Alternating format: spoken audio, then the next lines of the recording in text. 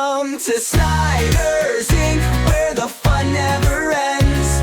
Reactions, gaming, and more with Josh as your friend.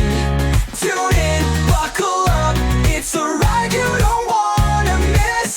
Snyder's Inc., let's dive in, feel the ultimate bliss. Everybody, welcome to Snyder's Inc. And today we have got Parts of Unknown video, and this is 12 greatest number 30 entrants in Royal Rumble history. We did the worst, now we're doing the best, or the greatest. Let me know what you think in the comments, what you think the greatest number 30 entrant is of all time. We'll get right into it. Hit the like button, subscribe button, comment what you think down below. Let's go. Well, if it isn't lucky number 27, supposedly the actual best number to enter from to win the Royal Rumble match, or so we thought. Yeah, it turns out that lucky 27 had all its luck run out over 20 years ago, and since then, number 30 has indeed become the number to pull when it comes to winning the Royal Rumble. Not only has it yielded more winners than any other number, but it has yielded more memorable performances than any other number as well. Last week, we covered the number 30s that are memorable for the wrong reasons, but the Rumble is a joyous occasion, and now it's time to reflect that. I'm Tempest, hailing from Parts of Unknown, and these are the 12 greatest number 30 entrants in Royal Rumble history. Number 12, Mr. Perfect, 1990. The 1990 Royal Rumble What he should have won? is the first great Royal Rumble, and its final entrant was perfectly adequate. The role of the final entrant in many of the early Rumbles was to serve as the final boss of the match for the conquering babyface to throw out last, and honestly, if it isn't going to be the winner, and it isn't going to be a surprise, that's a pretty good use of the spot. After two mildly successful Royal Rumbles, Hulk Hogan decided it was his turn to be the winner, and so he needed an adversary to stand in his way, and at the start of 1990, that would be his current rival, Mr. Perfect. Perfect so should have won this. I know they thought Babyface had to win up until 92 when Flair does, but man, this should have been Mr. Perfect. He so should have won this one. Runs quarterback with the heels as they try to unite to eliminate Hulk the Inevitable, only for Perfect to accidentally on purpose eliminate Rick Rude before being thrown ass over tea kettle to the outside in the best elimination of the match. It may not be the all-timer of a performance we would see later, but for this time, as a number 30 entrant, this was absolutely acceptable. Yeah, it's fine. I'm not saying it. Moving on. Number 11, Seth Rollins, 2020 Men's. At the end of the brilliantly paced 2020 Men's Rumble was the arrival of the Monday Night Messiah, Seth Rollins. Seth was feuding with about I thought he was fine. I don't know if I'd put him in the greatest, but, you know, I guess they're probably being a bit picky with this one. half the Raw roster at the time, and conveniently for all of us, those lads, namely Kevin Owens, Samoa Joe, and Aleister Black, were all in the ring when Rollins and the Monday Night Menagerie arrived. Seth isn't a number 30 that made it to the final two, or even the final four for that matter, but as soon as he arrived, the focus of the match shifted to the threat of Rollins and his goons. A number 30 entrant just has to be important, and Rollins certainly qualified. Add in an attempted Shield reunion, and you have an incredibly effective use of the final live Rumble pop we got for 2 whole years. Number 10, Randy Orton, 2006. The 2006 Royal Rumble. This works because he's the final bar, and he's a believable winner in 06 since they built Randy up stupendously. They had built Randy throughout all of 05 to the point where you would believe he could win. Unlike Mysterio. See, Mysterio wasn't started to didn't start to get built up to be a Rumble winner, even then, to pretty much after Eddie died. And they're like, yeah, we'll do the Ray to pay homage to Eddie and all that. But they built Randy up. He feuds with The Undertaker pretty much the whole year. When he's not doing that, he's RKO Owen Legends. He's winning Survivor Series. Owen was built up to be the believable winner. And then Ray wins, which is the big pop, because ain't nobody like Randy Orton. You know he's really good, in this time frame. Y'all don't like him, and y'all booed him. Ray, and Ray one of y'all cheered. Randy said, Nah, I'm getting it anyways. Well, it's a bit of a mixed bag, but Little Rey Mysterio lasting from number 2 and having to overcome one last hurdle in the form of 2006 douchebag Randy Orton is one of the greatest underdog performances in Rumble history. Orton aligns himself with former mentor and fellow bastard Triple H, and while it may seem ridiculous that those two big muscle men with their combined might could not have eliminated one Little Rey Mysterio, it is that adversity that makes Rey's victory that much more cathartic. Orton takes his time trying to win the match, aka he f***ed around and finds out, but in doing so he plays his role perfectly as the fresh man that stands in the beloved underdog's way. Good number 30. Number 9, Ted DiBiase, 1989. The first number 30 entrant in Royal Rumble history was a good one, as the $1 Million Man tried to buy his way to victory. Does it work like that? Can you buy someone's ping pong ball? Who did he buy it from? Did they really care so little? The 1989 Royal Rumble was still a work in progress, and as a result isn't terribly memorable outside of the progression of the Mega Power story, but the evil cartoon millionaire wrestler buying the best slot in the match is just the kind of wackiness I want in my 80s WWF. Ted DiBiase's performance is quite good as well, finishing as the runner-up with 3 eliminations, setting a very respectable standard for all number 30s to come. Number 8, Goldberg, 2004. Listen, I know the He comes in, spears some people, gets F5, gets eliminated. I don't know if I put this in the good. It's great for the moment itself because you can't expect Goldberg to win or something like that. He gets tossed not long after because Brock Lesnar said, not happening. But, you know, still Goldberg. Even in a Rumble, he can't be in it that long.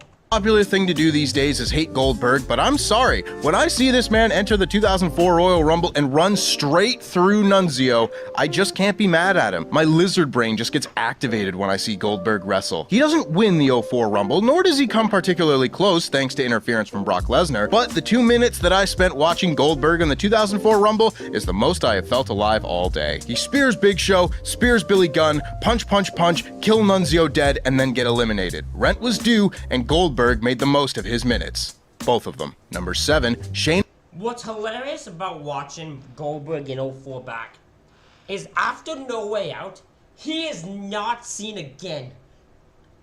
At all. After No Way Out 04, he is not on any TV. He's not on Raw, he's not on SmackDown leading up to Mania. It is all Lesnar and Stone Cold up until Mania. Because they don't want to show Goldberg, but then Brock says he's leaving. So they said, fuck. So, but yeah, Goldberg's not seen again after No Way Out 04. Shayna Baszler, 2020, Women's. Charlotte Flair was always going to win a Royal Rumble match, but goddamn should this have been Shayna Baszler's year. Agreed. Straight out of NXT, where she had spent almost 2 straight years as champion, Shayna entered at number 30 and went on a rampage, eliminating 8 women in under 5 minutes. Frustration over Shayna losing aside, she plays her role as the final boss of the Women's Rumble perfectly, arriving with all the aura of a main event superstar, and unfortunately for her, she would. This is the consistentness of Shayna Baszler before they made her just a tag person. Shayna's whole thing when she first started was she came at the Rumble was to enter the Beast so Charlotte could beat her. Then they had a dominant elimination chamber so Becky could beat her. I still called that. My friends still hate me for it. But it's the fact of they just don't want to give the belt to Shayna. She's been on the main roster for almost 4 fucking years and has yet to be given a singles title. For fuck's sakes, give her one. Would never quite have this aura again. Maybe because of the biting. It was probably because of the biting. But for these 5 minutes, Shayna was everything a great surprise number 30 should have been. Should have won though. Number 6, Trish Stratus, 2018, Women's. The first ever Women's Royal Rumble match needed a great number 30 to cement its place as a proper match in WWE folklore, and I don't think there's anyone who could have fit that role better than Trish Stratus. That might be my Toronto bias coming out, but I don't care. Trish is a living legend, and her inclusion in this match alone makes it better. One of the issues with the first Women's Rumble is that it's literally the first one, so many involved, including the Kelly Kellys, Tori Wilsons, and Michelle McCool that were brought back to fill out the field, kind of struggle with this style of match that they are very unfamiliar with. Trish Stratus, on the other hand, made the end of the match the best part. She reignites her rivalry with Mickie James, she teases a match with Sasha Banks that we still may never receive, and above all else, she makes the first Women's Rumble feel special, which it was. Number 5, Triple H, 2016. Triple H winning. Oh!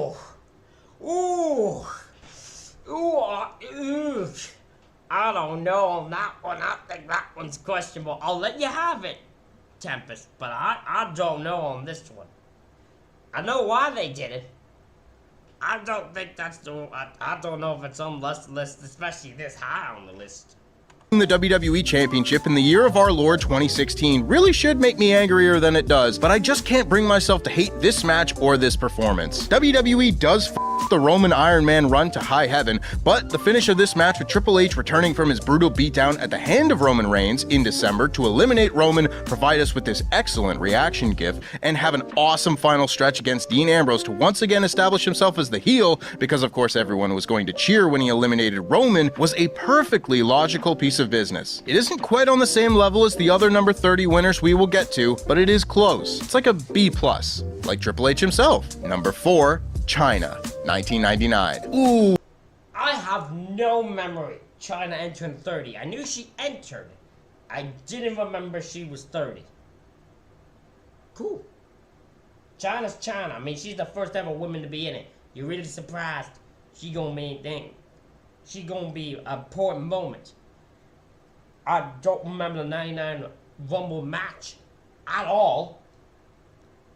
But I'm good if she did something good. Ooh, putting China one spot higher than Triple H does feel good, doesn't it? For over 20 years, there was only one name on the list of women to compete in the Royal Rumble, and that was China. If you merely look at this entry on paper, it probably doesn't catch a whiff of this list. China racks up one elimination in the form of Mark Henry, but lasts only 35 seconds in the match before being eliminated by Steve Austin, and honestly, given the time this happened, they probably saddled Henry with that spot to try and humiliate him. But all of that doesn't really matter, does it? What does matter is China making history that is still talked about by fans and fellow wrestlers all these years later. Most of the people on this list, while great, would still require a bit of thought to remember the circumstances of their night as number 30, but not China. You say China in the Royal Rumble, and anyone who has seen a Royal Rumble video package will know exactly what you were talking about, and that, my friends, is what it means to be iconic. Number 3, Cody Rhodes, 2023 Men's. Oh! I cannot believe this worked. Honestly, I cannot believe this worked. This is amazing to me that this worked. Amazing. Just a few years ago, the words Cody Rhodes Royal Rumble winner would have tasted like vinegar, but now it's a different story. A still unfinished story, but a different story nonetheless. Some people criticized Cody entering at number 30, partially due to the number being used as the winning ticket more frequently in recent years, and partially because Gunther lasting from number 1 maybe didn't make Cody seem like the underdog he could have, but considering the reaction this match could have gotten if WWE fans had even the slightest hope that Sami Zayn could have been number 30, I think saving Cody for last when the fans know he's coming is a frankly brilliant move, now that the boring stuff is out of the way. Good point. Actually, that's a good point. You know Cody's there, so when he doesn't come out until 30, you know Sammy's not in, you know Cody's in. That's actually smart. That's very smart. Holy Cody and Gunther giving us the Royal Rumble Final 2 of this generation was enough to make that match an all-time Rumble on its own. Cody was the right winner, got 5 eliminations, and had to go through the adversity of the most physically dominant man in WWE today in order to get the title shot at Mania he wanted so badly, and for that, he is in the top tier. However, he does have company. Number 2, The Undertaker, 2007, giving us the Royal I love this part. I love these two as the final 2. I love The Undertaker for every 5 Rumble beaten. The Undertaker is my favorite wrestler of all time. Will never hide it. I love everything about this. Royal Rumble Final 2 of the previous generation. Here is Gravedigger Billy himself. The Undertaker winning the Royal Rumble in 2007 did a lot for the match to have him as a winner, but the manner in which he won was what made this not only one of the greatest number 30 performances in the history of the Royal Rumble, but one of the greatest Royal Rumble matches in history, period. From the moment that gong hits, the complexion of the match changes, and before you know it, you have an excellent Final 4 of Rated RKO, Shawn Michaels, and the Dead Man. All potential winners, but when Shawn is able to eliminate the Bad Lads, that's when this match truly reached legendary status. Keep in mind that Shawn and The Undertaker had not crossed paths once in the years since Shawn returned from retirement. All those... Really?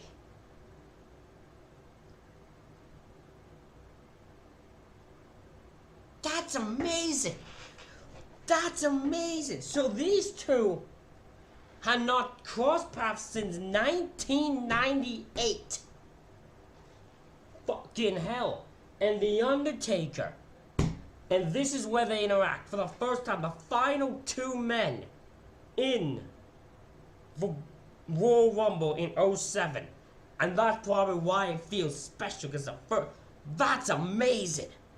Years with all that previous history, and then one sits up, the other kips up, and then there were two. And so began the mini match. Everyone knows this is the greatest final two in Royal Rumble history, and I really can't overstate how much I love this Rumble ending. As a performance, it's the greatest there has ever been out of a number 30 entrant. It may be impossible to do better, but in terms of the greatest number 30 ever, I'm just not sure anything will ever surpass number 1, John Cena, 2008. I mean, the surprise was so good, New York City forgot they hated this man. The older man.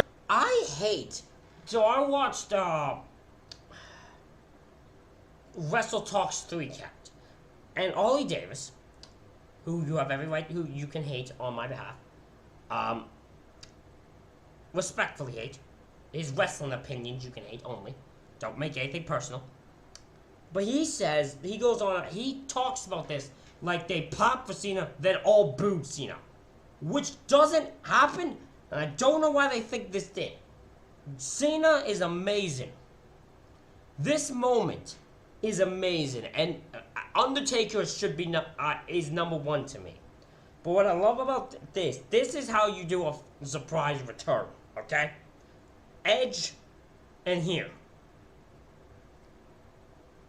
The reason this is because this arena fucking comes unglued. And they're right, they do forget they hate this guy for the entire night. From when he shows up till he wins, they don't boo him. Because it's perfectly done. It is the perfect number 30. Members of our staff may disagree because of their inability to let go of their very understandable Cena hate, but this just is the Royal Rumble return. This is the Royal Rumble number 30. Every time there's a huge return from injury in a Royal Rumble, it's compared to this. They just don't make them like this anymore. And to tell you the truth, they didn't make them like this beforehand either. At no point has there ever been another like John Cena who could return from a torn pec in less than 4 months. He is not human, and his appearance in the 2008 Royal Rumble may have angered the anti-Cena crowd of the time, but the surprise. This is the feeling that we are always chasing when we watch a Royal Rumble. When the clock counts down to 0. You can't tell me any different. This is what you look for when Cena comes out and the building comes unglued and nobody believes he's coming out, and they see him do his little freaking look up thing, which is kind of stupid looking, but it's amazing. Perfect. It's perfect. It's what you look for. For number 30, we hope to feel this way again. I tip my cap to WWE, John Cena, everyone involved for managing to pull this off and set a bar so high that it may never be reached again. And that's our list. Ladies and gentlemen, that is it for this reaction video. Again, let me know in the comments what you think the greatest number 30 entrant in Royal Rumble history is. Hit the like button and subscribe button. Thank y'all for watching. I'll see y'all for the next one.